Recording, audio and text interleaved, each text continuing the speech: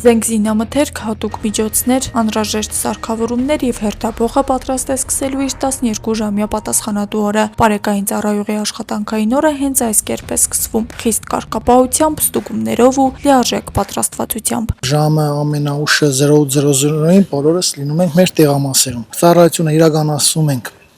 2 հոգով, մեր մեքենաների միջոցով, յուրաքիր համակարգիչների միջոցով, ընդհանուր ծառայությանը ներգրաված անձնակազմը լիովին տիրապետում է իրենց մասնագիտական հմտություններով տիրապետում են առաջադրված խնդիրներին։ Պարեկների գործն է ապահովել ոչ միայն ճանապարհային երթևեկության եւ հասարակական անվտանգության ապահովումը, այլև կանխել հանցագործությունները, արձագանքել ահազանգերին եւ աջակցել յուրաքանչյուրին, ով օգնության կարիք ունի։ Ուստի արագ արձագանքումը եւ սթրեսակայունությունը նրանց աշխատանքի ամենակարևոր կողմերից են։ Իրենց առօրյան շատ լեցուն է, շփվում են բազմաթիվ մարդկանց հետ, բազմաթիվ քաղաքացիների հետ, այդ թվում մոտարերկրյա քաղաքացիների հետ։ Ծառայողները պետք է լինեն սթրեսակայուն, իրավիճակներում ճիշտ կողմնորոշվելու հմտություններ ունենան։ Պարեկ դառնալու ճանապարհը սկսվում է Հայաստանի Հանրապետության ներքին գործերի նախարարության քրթահամալիրից, ինչպես 1 տարի առաջ եղավ Հերմինե Հակոբյանի դեպքում։ Հաշվի առնելով, որ քաղաքացիական հաստիքով էի դիմել, այդքան էլ սկզբնական շրջանում հեշտ չէր, մինչև շնորհիվ ընդեղի դասախոսական անձնակազմի ընդգրկվեցի, ավելի արդեն հեշտացավ։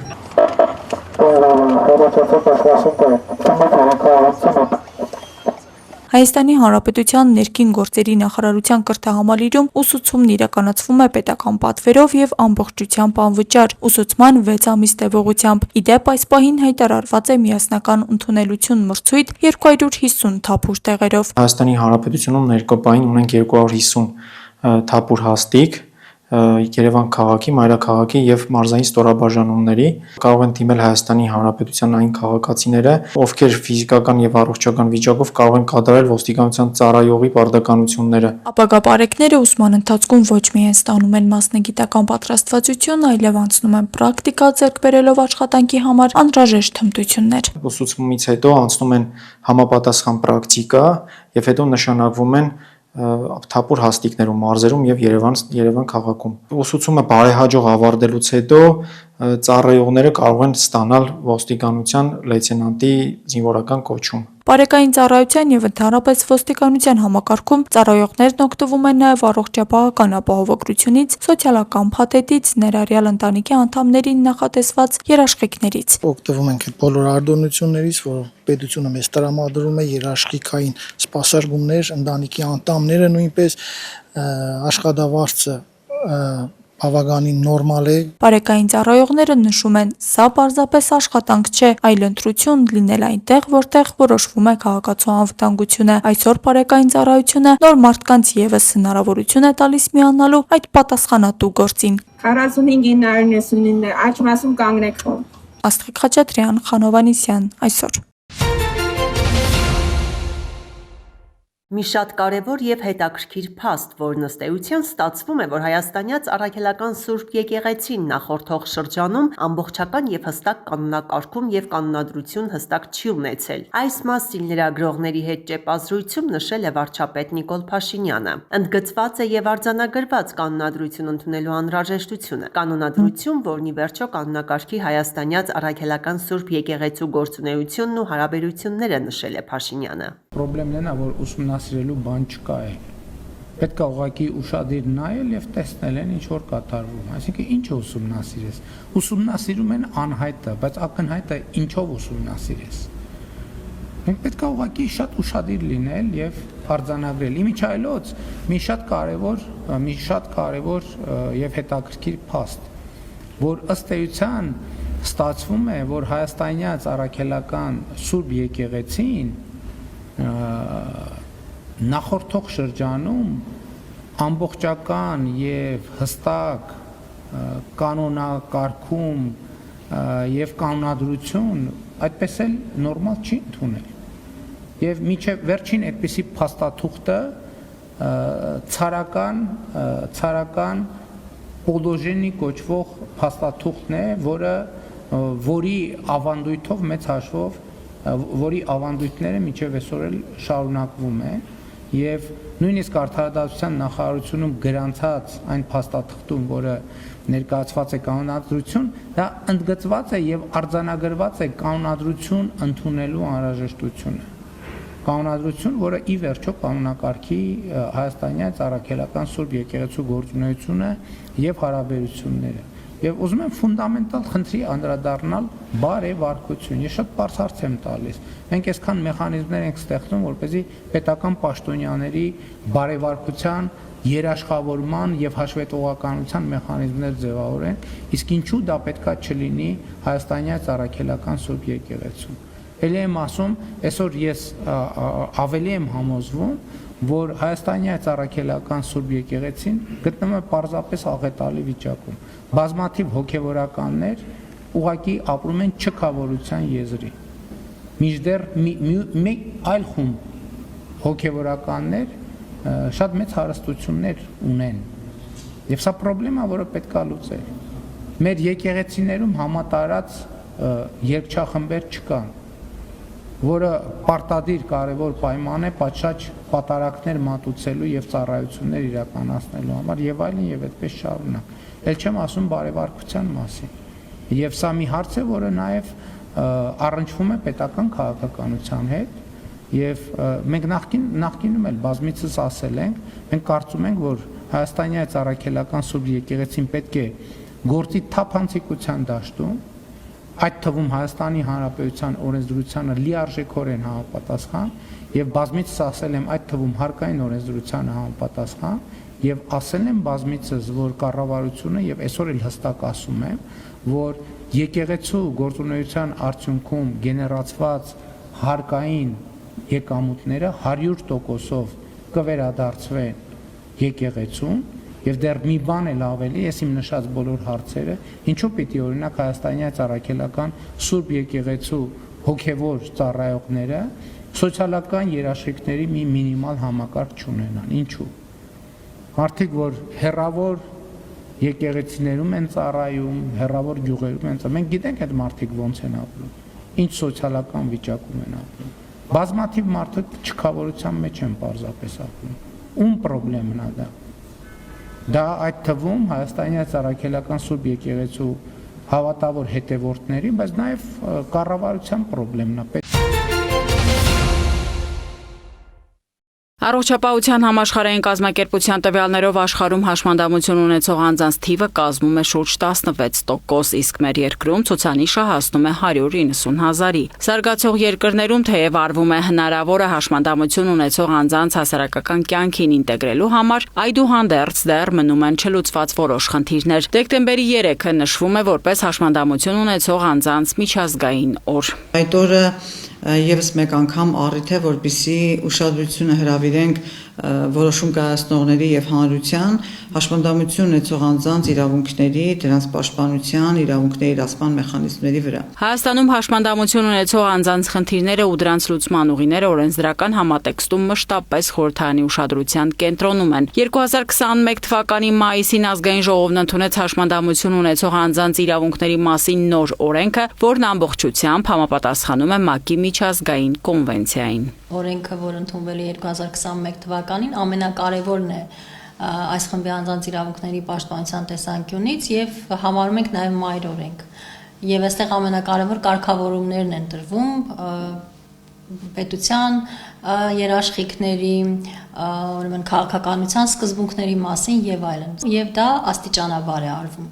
Այսինքն կրթության ոլորտում մենք վերանայում ենք կրթության մասին օրենսդրությունը եւ եթե այնտեղ կան անհրաժեշտ կարգավորումների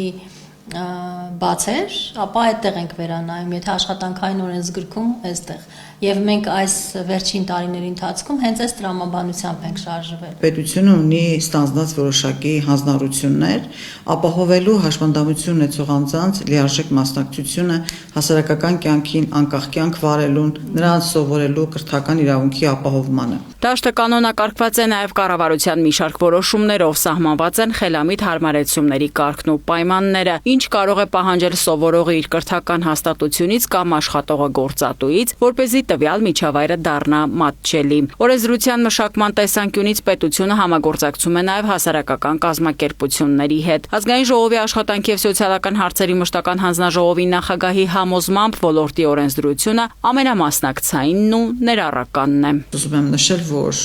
օրենքով իրավունք տրվեց հաշմանդամություն ունեցող անձանց իրավունքներով զբաղվող հասարակական կազմակերպություններին ունենալ դատական մատչելիություն, այսինքն իրենց շահառուների շահերը որպես երրորդ անձի իրավունքի պաշտպանություն ներկայացնել դատարանում։ Պիլոտային ծրագրերի շարքում հատկանշական է անձնական օգնականի ինստիտուտը։ Անձնական օգնական այսօրվա կարգավորումներով տրամադրվում է անձին, ով ունի հենաշարժական, մտավոր,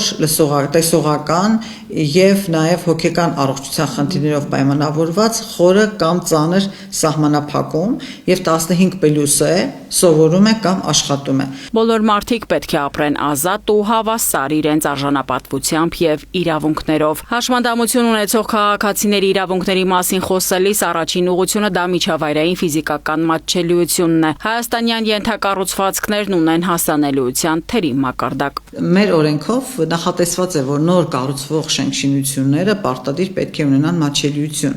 բայց այն ինչ որ արդեն իսկ կառուցված են, դրանց վերաբերյալ կա որոշակի ժամկետացանկով նախատեսված պահանջ, որպեսզի դրանք հարմարեցվեն հաշմանդամություն ունեցող անձանց համար։ Ցուցակագրված է կարծեմ 20 նման կառույց, որոնք ժամանակի ընթացքում պետության առաջնահերթությունն են, որ պիտի ուրեմն հարմարեցումներն ապահովվեն։ Օրենսդրական դաշտում մենք շատ լուրջ խնդիրներ չունենք այսօր։ Այլ բան է, որ մենք այդ նույն օրենսդրությունը իրացնելու եւ ծառայություններ ավելացնելու կարիք ունենք։ Գործնականում մենք չունենք վերահսկողություն, բավարար չափով վերահսկողություն չկա, որովհետեւ մենք ունենք ստանդարտներ, որոնք լավն են, վատը չեն։ Մենք ունենք օրենսդրության պահանջ, մենք ունենք մասնագետներ, որոնք կարծես թե այդ ուղղությամբ նախագծերը մշակում են, բայց իրացման փուլում մենք ունենք վերահսկողության լուրջ խնդիր։ Նոր կառուցվող օբյեկտների դեպքում չի տրվի ավարտական ակտ, եթե ապահովված չէ շենքի ֆիզիկական մատչելիությունը։ Վերոնշյալը վերաբերում է հենաշարժողական խնդիրներ ունեցող անձանց, սակայն հիմքերը տարբեր են։ Սա մենք դեռ խոսում ենք հենաշարժական խնդիրներ ունեցող անձանց մասին, բայց երբ որ խոսում ենք հաշմանդամություն ունեցող անձանց իրավունքների մասին կամ մատչելիություն, տեղեկատվության եւ այլն, պիտի հաշվի առնել, որ տարբեր հիմքերով կարող է լինել հաշմանդամությունը տեսողական, լսողական եւ այս առումով բնականաբար մեր քաղաքը հարմարեցված չէ ոչ սայլակով երթևեկողի համար, ոչ սպիտակ ձեռնափայտով երթևեկողի համար։ Էական փոփոխությունն է իհարկե մայրաքաղաքի տրանսպորտային բարեփոխումը, որը իսկապես փոխել է հաշմանդամություն ունեցող անձանց կյանքը, եւ ես հույս ունեմ, որ այդ բարեփոխումները, երբ հասնեն իրենց տրամաբանական ավարտին, մենք իրական մեծ փոփոխություն կունենանք, որովհետև այո, տրանսպորտային միջոցները արկա են, բայց այն ծանրաբեռնվածությունը, որ մենք այսօր ունենք, թույլ չի տալիս, որ արկա հնարավորություններից հաշմանդամություն ունեցող անձը, մասնավորապես սայլակով տեղաշարժվող անձին կամ տեսողության խնդիր ունեցող անձին կօգտվեն։ Հաշմանդամություն ունեցող անձանց զբաղվածությունն ապահովելու տեսանկյունից պատգամավոր Զարուհի Բաթոյանը կարևորում է գործատուների համար խրախուսման մեխանիզմների սահմանումը։ Կարծում եմ, որ մենք այստեղ պիտի օրենսդրությունը վերանայենք եւ աշխատանքի համար քվոտա սահմանենք հաշմանդամություն ունեցող անձանց համար բոլոր այն կազմակերպություններում, որոնք հանդիսանում են գործատու, դա լինի պետական, թե մասնավոր։ Օրենքը այսօր էլ ունի սահմանած այս դրույթը, բայց կառավարության համապատասխան որոշումներ չկան եւ ես կարծում եմ, որ օրենքում եւս փոփոխությունների անհրաժեշտություն կա, այսինքն նույնիսկ այն տեսքով, որ այսօր սահմանված է, այդ խնդիրը չի լուծում։ Հանրային տրանսպորտից մինչև կրթություն, աշխատանք եւ առողջապահություն սրանք հարցեր են, որոնք պահանջում են ամենօրյա ուշադրություն եւ ցանկացած խնդիր պետք է լուծվի անմիջական շահառուների հետ համագործակցմամբ, շեշտում են խորհրդարանականները։ Միացյալ Նահանգների ղեկավարը դրական է գնահատել Մոսկվայում իր բանագնացների հանդիպումը նախագահ Վլադիմիր Պուտինի հետ։ Դոնալդ Թրամփի խոսքով ԱՄՆ ներկայացուցիչներ Սթիվ Ուիթքոֆը եւ Ջարեդ Քուշները տպավորություն են ստացել, որ Պուտինը ցանկանում է ավարտել Ուկրաինայի հետ պատերազմը։ Թրամփի կարծիքով ՌԴ նախագահը կցանկանար վերադառնալ բնականոն կյանքի եւ առևտուր անել Միացյալ Նահանգների հետ հազարավոր կյանքեր կորցնելու փոխարեն։ Այդուհանդերձ Թրամփը թերահավատություն է հայտնել, թե հանդիպումն արդյունքներ կտա։ Չեմ կարող ասել ինչի կհանգեցնի այդ հանդիպումը, հանդիպումը, որովհետև տանգոյի համար երկուսն են հարկավոր, նշել է նա։ Միևնույն ժամանակ Ուիտքոֆը եւ Քուշները Մայամիում կհանդիպեն Ուկրաինայի ազգային անվտանգության եւ պաշտպանության խորհրդի ղեկավար Ռուստեմ Ումերովի հետ խաղաղության շուրջ հետագա քննարկումների համար։ Դեկտեմբերի 2-ին Կրեմլում կայացած հանդիպումից հետո Ռուսաստանի նախագահի օգնական Յուրի Ուշակովը հայտարարել էր, որ դեռևս չկան փոխզիջումային տարբերակներ։ Որոշ հարցեր Մոսկվայի համար ընդունելի են եղել, որոշ հարցեր քննադատության արժանացել։ Ամերիկյան ծրագրում անընդունելի կետեր կան նաև Կիևի համար, մասնավորապես տարածքային զիջումների, ուկրաինական բանակի թվաքանակի կրճատման եւ ՆԱՏՕ-ին անդամակցության հեռանկարի հետ կապված։ Խաղաղության բանակցություններին զուգահեռ շարունակվում են փոխադարձ հարվածները։ Ռուսաստանը հայտնել է գիշերն ուկրաինական գրեթե 80 անօդաչու թռչող սարք խոցելու մասին, այդ թվում Մոսկվայի երկնքում։ Վորոնեժում կա 1 վիրավոր։ Իսկ Օդեսայում ռուսական անօդաչուների հարվածից շենքեր են վնասվել, կան վիրավորներ։ Ռուսաստանը ցանկացած դեպքում վերահսկողություն կհաստատի Դոնբասի նկատմամբ, լինի դա ռազմական թե այլ ճանապարհով, հայտարարել է Ռուսաստանի նախագահ Վլադիմիր Պուտինը India Today-ին տված հարցազրույցում։ ԴԺՀ-ն եւ ԼԺՀ-ն չէին ցանկանում լինել Ուկրաինայի կազմում եւ դա արտահայտել են հանրաքվեում, ասել է Պուտինը։ Նա հավելել է, որ Մոսկվան չի համաձայնել ամերիկյան խաղաղության ծրագրի որոշ կետերի հետ։ Դա բարդ աշխատանք է։ Կրեմլի ղեկավարը հավելել է, որ ԱՄՆ-ն առաջարկել է ծրագրի 28 կետերը բաժանել 4 փաթեթի եւ քննարկել առանձին։ Պուտինի խոսքով Ուիտքոֆի եւ Քուշների հետ հանդիպումը շատ օգտակար է եղել։ Նրանց ներկայացրած առաջարկները հիմնված են Թրամփի հետ նախկին քննարկումների վրա։ Կրեմլի ղեկավարը նշել է, եվրոպացիները պետք է ներգրավվեն ուկրաինական կարգավորման աշխատանքներում, այլ ոչ թե խանգարեն։ Նա հավելել է, որ Ռուսաստանը մտադիր չէ վերադառնալ մեծութնյակ։ Պուտինի խոսքով Մոսկվան դադարել էր մասնակցել խմբի հանդիպումներին դեռ մինչև 2014 թվականը, երբ G8-ը դարձավ G7։ Չինաստանի ղեկավար Սի Ցզինփինը Պեկինում ընդունել է Ֆրանսիայի նախագահ Էմանուել Մակրոնին։ Սա Մակրոնի 4-րդ պետական այցն է Չինաստան։ Այս անգամ նրան ուղեկցում են տարբեր ոլորտների խոշոր գործարարներ։ Ֆրանսիայի նախագահն իր չինացի գործընկերոջ հետ մամուլի ասուլիսում կոչ է արել ավելի հավասար տնտեսական հարաբերություններ հաստատել Չինաստանի եւ Եվրոպայի միջև։ Սի Ցզինփինն էլ Ֆրանսիայի հետ ավելի խորը համագործակցության կոչ է արել։ Չինաստանը Ֆրանսիայի 7-րդ ամենախոշոր առևտրային գործընկերն է եւ գնում է տարեկան շուրջ 35 միլիարդ դոլարի ապրանք, իսկ Ֆրանսիան Չինաստանից 45 միլիարդ դոլարի։ Այցի ընթացքում Մակրոնը նաև նպատակ ունի Չինաստանին համոզել Մոսկվայի վրա իր ազդեցությունն օգտագործել Ուկրաինայում խաղաղություն հաստատելու համար։ ՄԱԿ-ի գլխավոր վեհաժողովն ընդունել է բանաձև, որը Մոսկվայից պահանջում է անհապաղ եւ առանց նախապայմանների վերադարձնել բոլոր ուկրաինացի երեխաներին, որոնք Ռուսաստան են տեղափոխվել պատերազմի սկզբից ի վեր։ Ըստ Կիևի, Ռուսաստանն Ուկրաինայից հարկադրաբար դուրս է բերել առնվազն 20,000 երեխայի, որոնցից միայն 1859 է հաջողվել վերադարձնել։ Բանաձևին կողմ է քվեարկել 91, դեմ 12 եւ ձեռնպահ 57 անդամ։ Բանաձևում խորը մտահոգություն է արտահայտվում ընտանիքներից բաժանված ուկրաինացի երեխաների ճակատագրի առնչությամբ եւ նշվում, որ այդ գործողությունները հանդիսանում են Ժնևի կոնվենցիաների խախտում։ Ուկրաինացի երեխաների տեղափոխման պատճառով միջազգային քրեական դատարանը Ռուսաստանի նախագահ Վլադիմիր Պուտինի եւ երեխաների իրավունքների հանձնակատար Մարիա Լվովա-Բելովայի ձերբակալման օրդեր է տվել։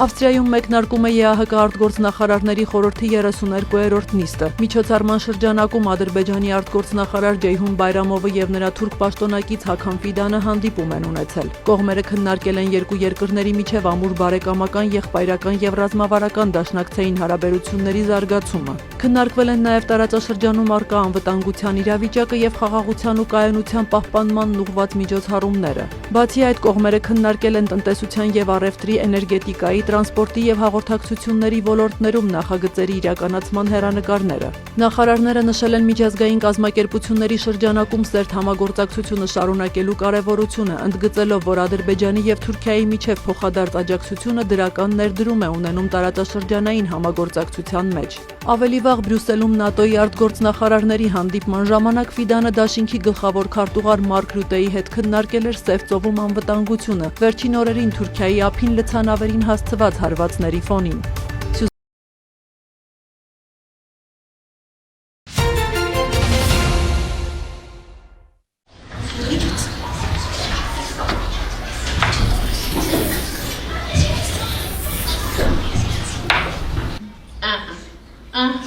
Փոքրինչ դժվարությամբ, բայց մեծ ձգտումով Արմինան գրատախտակին է փոխանցում ջուրարմատով կազմված բարդ բառը եւ այդպես ամեն դժվարություն է պատրաստ հաղթահարել իր ճանապարհին 12-ամյա աղջնակը։ Ի ծնե 5-րդ աստիճանի ռեֆլեկցիա ունի, տեսողության բացակայություն, սակայն դա չի խանգարում լիարժեք կրթություն ստանալուն։ Մայրենի, ռուսաց լեզու, մաթեմատիկա ամեն առարկայից էլ գլուխ է հանում։ Այն անասիրտը ներսողաց միցավ, սա մտածել սազունցերը, հասել են կյանքիս աշնանորերը։ Ունեցել ենք շատ մեծ դժվարություններ, բայց այնուամենայնիվ կարողացել ենք հաղթահարել, որովհետև Արմինան շատ տաղանդավոր, ընդունակ, բազմակողմանի զարգացած երեխա է, որն էլ մեծ հնարավորություն է տվել հասնելու այնպիսի բարձունքների, ինչքանով տեղյակ եմ, միակն է Հայաստանում, որ կարողացել է յուրացնի Մեսրոպյան գիրը, ինքը արդեն տիրապետում էր Բրալյան Այբուբենին, բայց քանի որ հանրակրթական դպրոցում էր, իմ մոտ մտահղացում առաջացավ Մեսրոպյան տառերը սովորեցնեմ ու առաջին իսկ փորձից ես հասկացա, որ դա իմ մոտ ստացվելու է։ Ոնց լսում ես, այդպես գրում ես, Ֆաբել, թուկ, դաբլ օյով գրում։ Հատուկ մշակված ծրագրի միջոցով Արմինան սովորել եւ այժմ հմուտ տիրապետում է լատինատար ստեղնաշարին, զուգահեռ սովորում է նաեւ հայոց Այբուբենին համապատասխանող ստեղների տեղերը։ Ընդամենը 1 կիսամյակ պահանջվեց այդքանը յուրացնելու համար։ Այս պահին սովորում ենք շիֆթով մեծատար գրելը, հենց այնպես բառերը իրականում տեքստ չի, վերջացնելուց հետո էլ կանցնենք հայերենին։ Դասը սովորելը հեշտ է, բոլորն հեշտ է ինձ համար դժվար բան չկա։ Հիմնական գինեկոլոգ եմ ուզում դառնամ, երգչուհի եմ ուզում դառնամ, դաշնակահարուհի եմ ուզում դառնամ ու մեկ էլ ուզում դերասանուհի դառնամ, մեկ էլ եթե սինխրոն թարգմանչուհի կամ տենց թարգմանչուհի ուզեմ, էդ է կդառնամ։ Արմինա, скажи, пожалуйста, когда он Եռյակից ավագը Արմինան նույն դասարանում է սովորում Մարիամի եւ եղբոր Ժորայի հետ։ Ուսուցիչների համար Արմինայի հետ աշխատելը մասնագիտական մարտահրավեր է եղել։ Աղջնակի բացառիկ ունակություններին ծանոթանալուց հետո կասկած չի եղել, կհաջողեն։ Ընդունակությունների հետ կապված ինքը ոչ մի աշակերտի չի զիջում եւ նույնիսկ ասեմ շատ հարցերում առաջինն է, ինքը շատ հետաքրքրասեր է, ինֆորմացված է եւ դասերին ամենաակտիվներից մեկն է։ Հիմնական աշխատանքը իր այդ կատարվում է բանավոր, այսինքն եթե նույնիսկ աշակերտները կատարում են գրավոր աշխատանք, մենք Արմինայի հետ դա արագ բանավոր կատարում ենք եւ երբևիցե չի եղել, որ ինքը չուզենանի։ Իմ երազանքն է եւ ես հավատում եմ, որ դա կլինի, որ գիտությունը անպայման մի բան ստեղծելու է, որ ինքը վերականգնելու է իր տեսողությունը։ Եվ դեռ Արմինայի մասին մենք դեռ շատ բաներ լսելու ենք։ Այս ռենոտանա, երկրորդ օկտավայի, այս ֆա նոտանա, առաջին օկտավայի,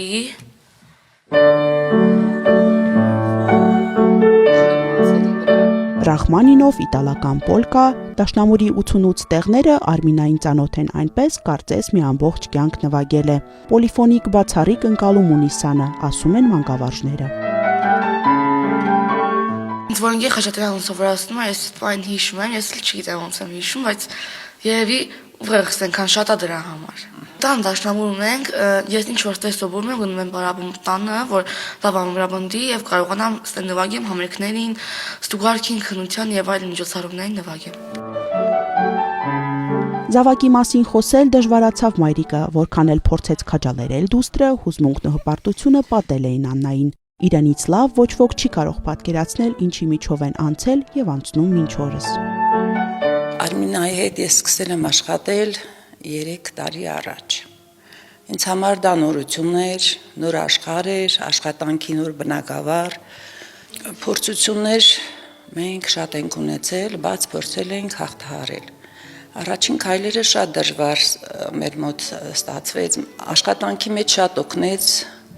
Արմինայի աշխատասիրությունը, իր լուսավոր մարդ լինելը։ Հայաստանում դեկտեմբերի 3-ին նշվում է հաշմանդամություն ունեցող անձանց օրը, հիշեցնելով, որ յուրաքանչյուր մարդ ունի հավասար իրավունքներ եւ արժանապատիվ կյանքի հնարավորություն։ Այսպիսով կարևորվում է ներառականության մշակույթի զարգացումը, մատչելի միջավայրի ստեղծումը եւ հասարակության բոլոր անդամների աջակցությունը։ Հաշմանդամություն ունեցող այս աղջնակը տպավորիչ կամքի ուժ եւ բացառիկ կարողություններ ունի։ Կոտրելով կարծրատիպերն Արմինան ապացուցում է, որ նպատակն ու ցանկությունը ավելին են, քան սահմանափակումները։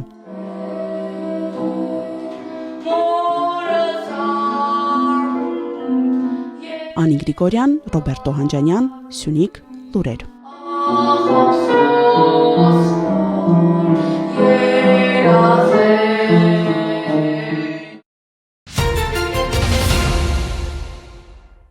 Ներքին գործերի նախարարությունը ձեռնամուխ է եղել ստանդարտին չհամապատասխանող աուդիո համակարգով եւ կառուցվածքով չնախատեսված խլացուցիչներով տրանսպորտային միջոցների հայտնաբերման ակտիվ աշխատանքներին։ Միայն նոյեմբերին Պարեկային ծառայությունը հանրապետությունում ստուգել է 1706 ավտոմեքենա։ Հայտնաբերվել է ստանդարտներին չհամապատասխանող 270 տրանսպորտային միջոց։ Բոլոր դեպքերով տրանսպորտային միջոցների տվյալ սարքավորումներն առգրավվել են։ Հատկապես վերջին շրջանում հանրային դժգոհությունների առիթ դարձած միտում այսպիսով կանխարգելվել է։ Ստացվող ազդակների ծավալները էականորեն նվազել են։ Այս ուղղությամբ աշխատանքները շարունակվում են։ Բացասական պրակտիկան առհասարակ վերացնելու նպատակով բոլոր իրավախախտները հայտնաբերվելու եւ ենթարկվելու են վարչական պատասխանատվության։ Չնայած պատասխանատվության ենթարկված վարորդների կողմից երբեմն հնչող դժգոհություններին, հանրային անվտանգությունը բոլորիս առաջնահերթությունն է։ Ուստի հորդորում ենք ինքնակամ հեռացնել ստանդարտին չհամապատասխանող սարքավորումները, այլապես ոստիկանությունը շարունակելու է կիրառել օրենքով սահմանված խիստ վարչարարություն։ Հիշեցնենք, որ վարչական իրավախախտումների վերաբերյալ օրենսգրքի 123-րդ հոդվածով արգելվում է լուսային կամ ձայնային ազդանշաններ արձակելու սարքավորումներ, խլացուցիչներ, նվագարկիչների լրացուցիչ ուժեղացուցիչներ, բարձրախոսներ տեղադրելը, օգտագործելը կամ դրանք տեղադրված վիճակում վարելը կամ օգտագործելը։ Քրեական ոստիկանության Արմավիրի մարզային վարչությունում ստացված օպերատիվ տեղեկություններն իրացնելիս ձեռք են բերվել փաստական տվյալներ, որ Արմավիրի մարզի Եղեգնուտ գյուղի տարածքում նույն գյուղի բնակիչ 36-ամյա տղամարդը, ունենալով միայն ձկնաբուծարան կառուցելու թույլտվություն եւ չունենալով ընտերգօգտագործման իրավունք, իրականացնում է ավազակոպճագլաքարային խառնուրդի արդյունահանում։ Ստուգման պարզվեց նաեւ, որ 36-ամյա տղամարդը խառնուրդը վաճառում է սահմանափակ պատասխանատվությամբ մի ընկերության, որն էլ խառնուրդը մշակում, տեսակավորում եւ իրացնում է։ Դեկտեմբերի 1-ին քրեական ոստիկաններն այցելել են Եղեգնուտ, տարածքում հայտնաբերվեց գործող էքսկավատոր, իսկ տարածքից դուրս տանող ճանապարհին ավազակոպճագլաքարային խառնուրդով բարձված 3 բեռնատար։ Արմավիրի մարզային քննչական վարչությունում նախաձեռնվել է քրեական վարույթ, առանձնապես խոշոր չափերի գույքային վնաս պատճառելով, ապօրինի ձեռնարկատիրական գործունեության հատկանիշներով 5 անձ ձերբակալվել է, հանգամանքները պարզվում են։